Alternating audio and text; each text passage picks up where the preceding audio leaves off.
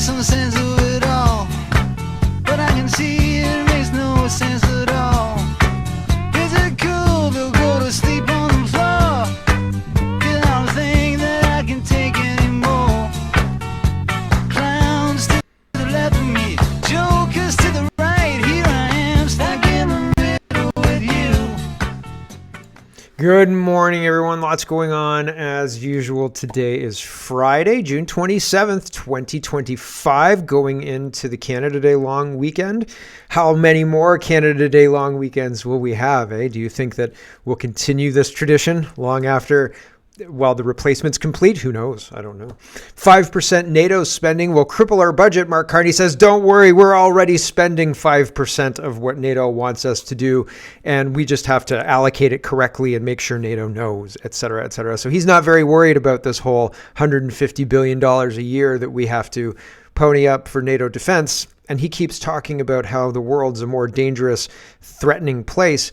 And so weird. I still don't want the Golden Dome. I still don't think that it's worthwhile. There are a lot of people who are making really, really intricate arguments that we need this thing. Did you see how the Iron Dome was dropping missile shells on cars and things? No thanks. No thanks. Sorry, I just don't see the need for it. Alberta separatism campaign is underway, and I'll show you two speeches, one from Keith, one from Rath. I can't remember, Jonathan Rath. And so I think it's interesting what's going on in Alberta, and we'll see. We'll see how it all plays out. Alberta is also talking about their own police force, but Danielle Smith is... she's making the case that, everything's pretty cool. Everything's fine. And also that the government gives a lot for the RCMP. So, that's a lot of money that we wouldn't have if we were to do this ourselves regarding the policing, says Danielle Smith. People want to leave Canada at a very high rate, says Danielle Smith as well. And so we're going to explore that right off the hop. And Elon Musk is calling for people to have babies, up to 3 babies, to make up for the shortfall of the last couple of decades from people, last 4 or 5 decades of people having 1 or 2 kids. And Elon Musk says, have 3 babies or 4 babies or lots and lots of babies. And I think personally, there are barriers to really having the ability to have a family the way I remember family being structured in the 90s, just monetarily, right? If it was cheap relatively to buy a house, $59,000 is what my parents paid for the house I grew up in Guelph. And that was because Mississauga was too expensive, so they drove down the 401, right? And that was what everybody did in Ontario. And so it's just interesting to watch that evaporate and really see no pathway back. And the politicians don't care. The politicians say, you want that? Nah, it's cool. And $150 billion in defense isn't going to wind back the clock, and it's not going to keep us safe either. It's just the money's going to evaporate. So there's lots to get to. Let's get to it. First, people wanting to leave, the invasion of Canada, the wholesale replacement of the population of Canada. What's going on? Really, quite honestly, it's drastic, and it's eyebrow raising. And Bruce says, I still can't get over this graph. Canada is being destroyed intentionally. So this graph is Canada's net international migration, 1952 to 2025. And you can see that it's relatively low and flat, under 200,000 since it's 50. And then in 2020, it just skyrockets up to 2.5 million. And so that's crazy, right? And it doesn't make sense. Why would anybody do this to their own population? And how would the population react? Well, here's the National Post reporting, desire to leave Canada has never been higher in Alberta, Premier Danielle Smith says. Well, yeah, I think that's obvious isn't the right word, but provinces want to leave Canada. People want to leave Canada. Everybody's saying, let's get the heck out of Canada. How can we leave Canada, but just stay exactly where we are? Donald Trump says, hello, right? He's knocking. He's saying opportunity calls. National Post is reporting Smith said a recent by-election that saw a separatist candidate land almost 18% of the vote shows Albertans are deeply frustrated with Ottawa. I think that is not quite sufficient enough. Alberta Premier Smith says the public's desire in her province to quit Canada has never been higher. Speaking Thursday to reporters in Calgary, Smith said Albertans feel deeply frustrated and angry with Ottawa. She cited a separatist candidate who garnered almost 18% of the vote in a by-election in the Olds Didsbury Three Hills riding earlier this week. I've never seen such a high level of separatist sentiment, she said. Smith said the by-election result was record-breaking in terms of separatist support, but a 1982 by-election in the same Alberta riding saw a separatist candidate win more than 40% of the vote. She said that the fact that the United Conservative Party candidate won Monday's by-election means the public wants her to work with Prime Minister Carney's government. That's a stretch. I would say that's a stretch. Like, that's not, nope.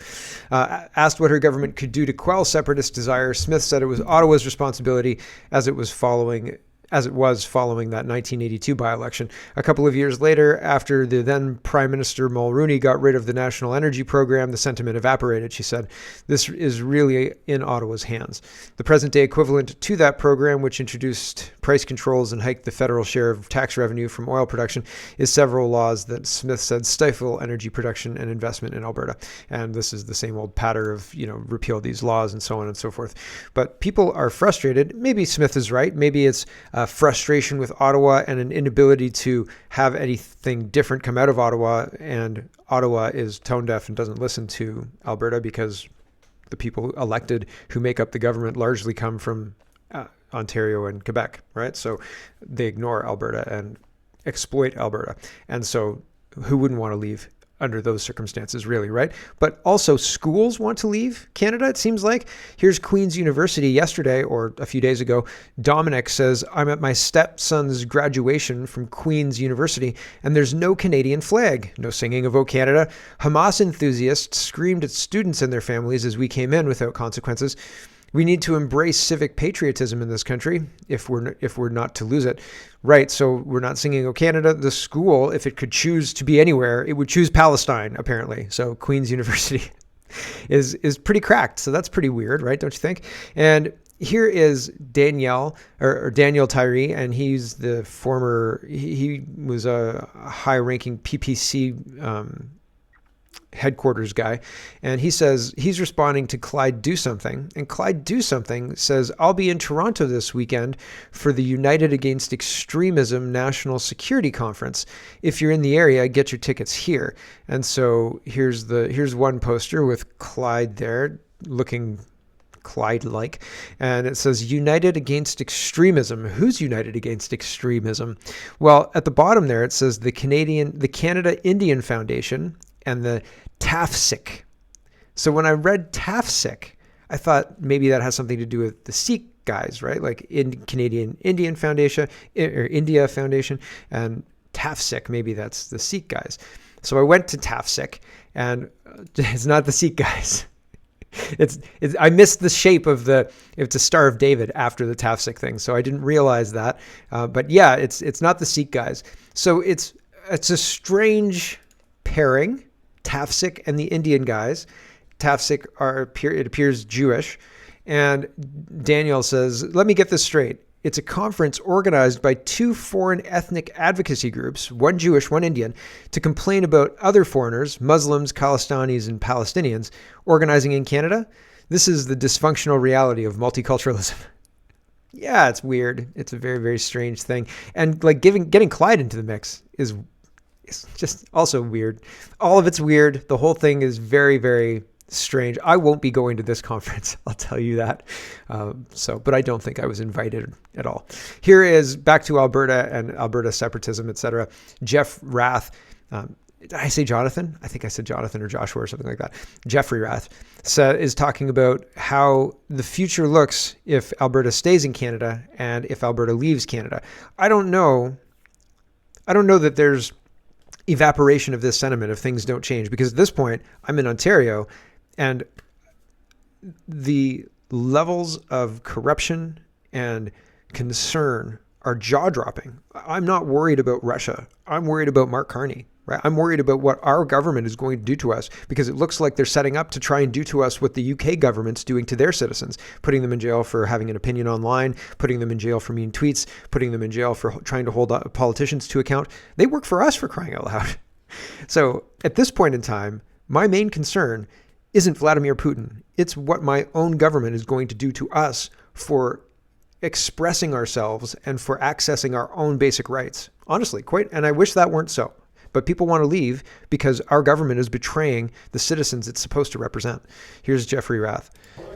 So independence is not only something that we all should desire, should think is for the benefit of our children and our grandchildren and our families, but becoming independent from Canada is now a matter of urgency. Canada is literally planning the destruction of our culture, the destruction of our economy, the robbery of all of our savings and home equity, all under the guise of the World Economic Forum slogan that we're all going to own nothing and be happy. Please share the message that Alberta independence is the only hope that your children and grandchildren have for a safe, sane, and prosperous future. So I don't think he's wrong. I don't think that he doesn't sound like he's lost touch with reality or anything like that. I think he's very rational. He's looking at what's going on, looking what's coming down the pipe and saying, these lunatics are pretty crazy and we should do something. Here's Keith Wilson. He's a lawyer. He represented the Freedom Convoy in different in different mediums, and he's talking about Alberta separatism as well. And he says the cost of living is exploding. Youth see no future. $500 billion in development is gone. Carney just made it worse. Alberta has one path forward: independence. Independence is probably better than joining the United States. The United States has some serious issues too. Anyway, here's Keith, and he's talking about Alberta independence. We didn't know in this last federal election which Mark Carney was at risk of getting elected. And we now know it was the Mark Carney of the book values. Mark Carney has announced that we can have pipelines as long as they are decarbonized. When he announced that we will only have major projects, that we will only have a pipeline if every single premier consents, that turns our Constitution, as flawed as it is, on its head. That means whatever pet peeve the Premier of Prince Edward Island might have, he can say to the federal government, well, I'm not consenting to the Northern Gateway through BC unless you give me X, Y, and Z. It's absolutely dysfunctional. And the reality is the cost of living is skyrocketing. We're in increasing level of debt. The younger generation is incredibly pessimistic about their future. Most of them aren't having kids for lots of pessimistic and economic reasons. And it's only going to get worse because he's taking the laws and the concepts that have caused $500 billion worth of development and investment to leave and making it even harder. Yeah. Well, and among other reasons, this is taken from a longer speech. So I think there are some good points made there, and people are not having kids. And how do you continue a culture? I mean, when you're not allowed to teach your kids your culture, but if you're not allowed to, you can't sing Christmas carols in the schools anymore, can't really celebrate Western holidays. They're trying to replace Thanksgiving with Truth and Reconciliation Day. They don't make crafts of pilgrims and turkeys and things like that. I mean, sometimes they make turkeys, but it's not, the Western holidays aren't enthusiastically embraced by the schools anymore. And so our culture is not being handed down that way. And our culture is not being handed down through media because the media is trying to erase us. And so it's a very, how do you honestly retain culture in a multicultural country where the source culture is under attack across the world? It's a very, very concerning situation. And so, yeah, I don't know the solution at this point in time. It's very concerning. Here is Juanita Broddick, and this is New York and what's going on in New York. It's the same thing as what's going on in Canada. And 9/11 was 25 years ago, and New York City said never forget. And now a Muslim man just won the primary to face Adams in the mayoral election, right? Isn't that weird? And so here he is trying to mobilize the Muslim vote in New York. Isn't that weird?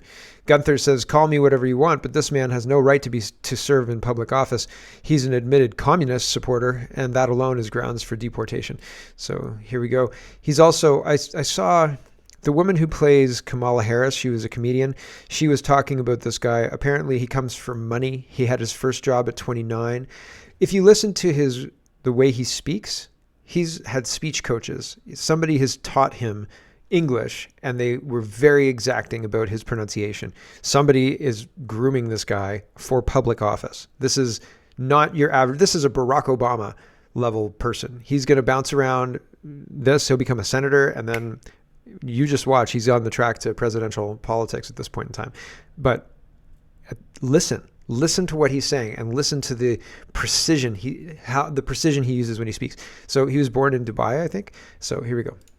No matter the attack. It has been one day since the last incident of too fast talking. Sorry about that, everybody. I will not move on those principles. And I tell you, brothers and sisters of this masjid, that we have an opportunity, starting tomorrow for early voting until election day on June 24th, an opportunity to show that New Yorkers want that consistency. They want those principles. They want a belief in humanity. And alhamdulillah, in this city we have 1 million Muslims. 200,000 of us are registered as Democrats. But in the last election, only 7% of us voted. Now, I will not judge anyone in our community because often it feels like there's not much to vote for. But this year we have an opportunity. We have an opportunity. And I can tell you, I began this race at 1%. By we, he means him and his religious group. And today, I am just 2% away from Andrew Cuomo. 2% away from City Hall. 2% away from making history. And that is why every day a new Republican billionaire puts $1 million into this race to attack me. But I know that I have something they do not have, which is the support of people across this city. So I ask you to tell everyone in your life that this election is here, to tell them what's on the ballot, and to tell them that we as Muslims deserve what every other community deserves, equality and respect. But we know that in this city and in this country, we are not going to be given those things. We have to win those things. And one way we win them is at the ballot box. So I ask you, when you go and vote. So, right, mobilizing 1 million, well, there's 1 million Muslims in New York, he says, and only 200,000 are registered Democrats. So tell all your friends about this. And it's organized in a way that other groups are not organized. Keir Starmer is talking about France negotiates with Starmer on surprise migrant deal, 1 in, 1 out. 1 in, 1 out. So if somebody comes in on a small boat, we'll kick one out.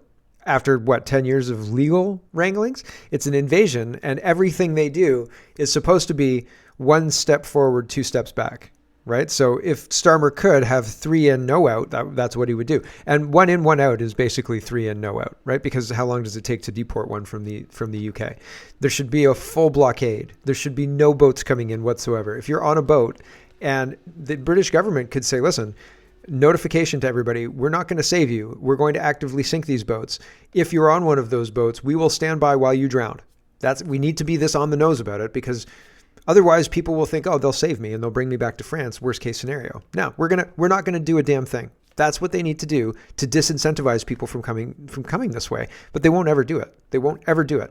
Instead, they'll say, come here, it's safer, and then we'll deport you after. But we'll put you up in a migrant hotel and never give you a hearing date to make sure that you never actually get deported. It's incredibly crazy. So Starmer to agree to 1 in, 1 out asylum exchange with France for Labour anniversary order. Yeah. So Sandy says, am I dumb? How does this reduce our numbers? It does not reduce your numbers. Nobody has any intention of reducing numbers. Brittany is talking about, Carney has been talking about the threats to Canada, and he's been saying increasing threats to Canada and so on and so forth. And yes, I agree, Canada has become a much more violent place, but I think that's because of bad policy, open borders, et cetera, et cetera. And so now apparently CSIS is, Yeah, CSIS is flagging Khalistani extremists as a national security threat. So that's one example of Canada being a more dangerous place. Stephen says, big change in foreign policy coming soon. CSIS is calling militant Khalistani activities a threat for the first time since 2018. Serious question. This is CSIS and not political, so what changed? I honestly don't know, but here's further. Brittany says, why is our Canadian government hiding Khalistani extremism from us? CSIS may also engage in threat reduction mandate, which could include redacted. So yeah, here's that part down there. And the link is here. Brittany includes the link, I think. Yeah, here it is down there. But it says, in Canada, politically motivated violent extremism, use or actively support violence to establish new political systems or new structures and norms within existing systems. In Canada, this largely manifests in the form of Canadian-based Khalistani extremists, CBKE. I don't know why you need the acronyms all the time, who seek to use violence to support and advance the creation of an independent Sikh nation, Khalistan, in the Indian state of Punjab. Redacted, and then it talks about CSIS may also engage in threat reduction mandate, which could include redacted. So we could do some things, but we can't let you know about what the things are that we might do. So it's interesting. I mean, it's not good, but at least they're talking about it again, because it's interesting that Khalistanis and pro-Palestinian protesters can basically do whatever they want, whenever they want, wherever they want, to whoever they want.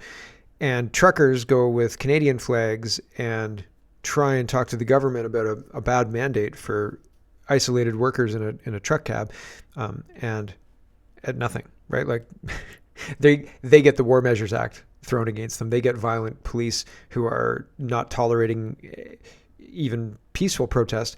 And these lunatics, the Palestinians, the pro-Palestinians or the Khalistani guys, whatever, they're even armed, right? There's swords and things like that.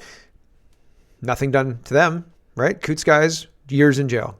Nothing done to these guys who carry their swords around. So strange, right? Very, very odd, don't you think? Juno News says self-identified Gazan Canadians are organizing countrywide encampment-style protests outside immigration offices in Parliament Hill. And Twig says, no, it's called an occupation or colonization process. Yeah, there's something else going on here, and allowing a whole bunch of agitators to take up positions like this outside of public service buildings and things like that. We should not be allowing this. This is allowing things to get out of control. We shouldn't do that.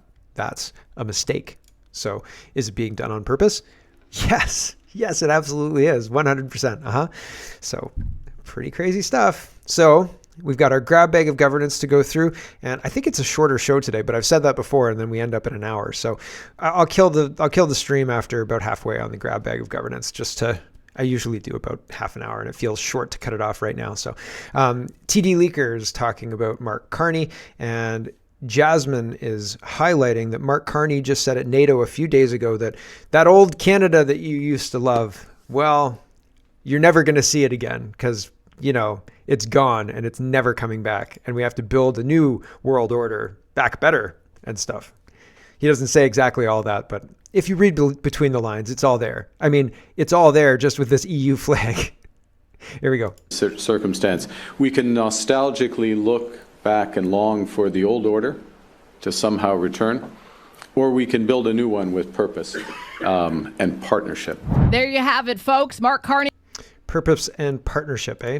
So there's that. Here's Mark Carney talking about the spending at NATO, and people ask him, how are you going to cover this spending? And he rolls his eyes, and I've got the, here it is.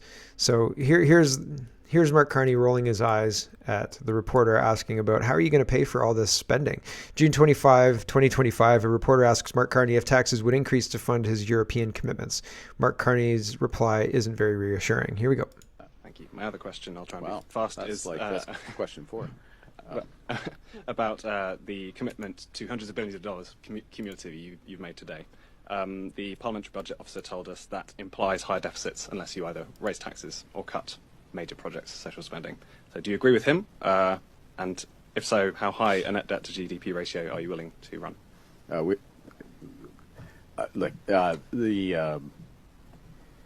We will grow this economy. We'll grow this economy. We'll balance our operational budget in 3 years. That's our commitment. But we will also invest in this country, including in our defense industry. Thank you. This country being Canada, not Netherlands. Yeah. Thank you. In precise language. How are you going to pay for the hundreds of billions of dollars of increased spending that you've promised on this trip? And Mark Carney just stands there, doesn't say anything. We're already paying for that next question. We're going to increase the spending and we're going to pay for the defense for this country, Canada. That's what he says. And so I don't believe him. And also it seems like he's not understanding the weight of these commitments, the monetary commitments that he's making, right? Like, oh yeah, we're definitely going to be able to meet these commitments. We already are. Here's Mark Nixon, and it says Carney's defense spending is about to explode and no one's doing the math. We currently spend less than 1% of GDP on defense, about $30 billion a year. Mark Carney and NATO want us at 2% now, which is $60 billion a year. So no budget means magic $60 billion a year.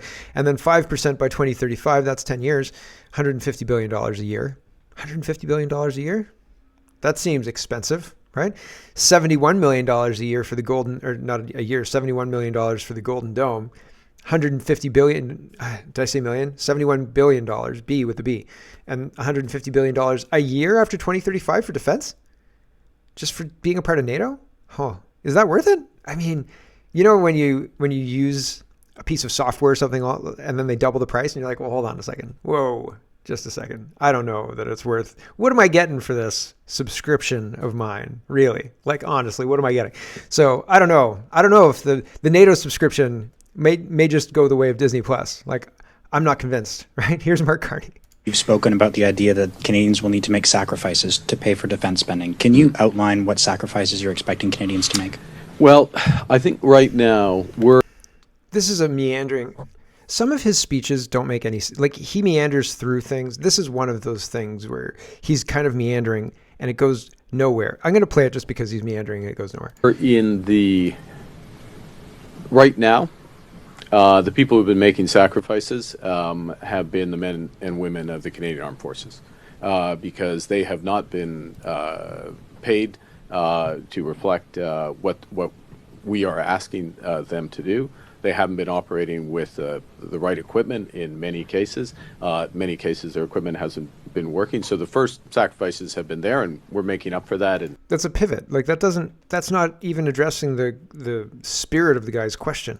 It's like, what sacrifices are Canadians going to have to make because of the $150 million, $1 billion a year, billion dollars a year that we're going to have to pay for defense 10 years from now that you've committed to?